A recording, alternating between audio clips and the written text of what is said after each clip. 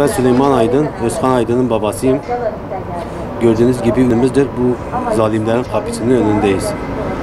HDP maalesef 14-15 yaşındaki çocukları zorla anne ve babasından ayırarak dağa gönderiyorlar. Yani buna hangi vicdan dayanır? Yani siz bir evladı nasıl annesinden ayırıyorsunuz? Hele yaşı tutmuyor. 12, 13, en fazla 15 yaşındaki çocukları dağa gönderiyorsunuz. Biz sizin kapınızdayız. Yani sizde hiç mi vicdan yok?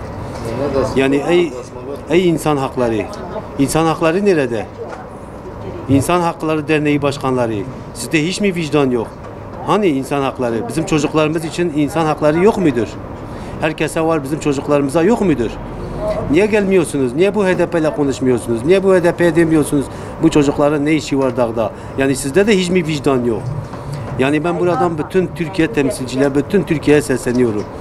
Eğer sesimizi duyuyorsanız bize destek verin. Sizden rica ediyoruz. Burada bizim eylemimiz sadece bizim çocuklarımız için değil, bütün Türkiye'nin çocukları içindir. Yani buradan bütün ailelere sesleniyorum. Artık kendi çocuklarınıza sahip çıkın. Kendi çocuklarınızı rastgele bir yere göndermeyin. Bizim başımıza böyle bir plan geldi. Sizin başınıza gelmesin. Yani çocuklarınız nereye giderse gitsin, çocuklarınızı takip edin. İşte bu şekil bizim çocuklarımızı da kandırdılar, dağa gönderdiler. Ve hepimiz burada eylemimizde kararlıyız. HDP milletvekillerini, yöneticilerini de hepsini vicdana davet ediyoruz.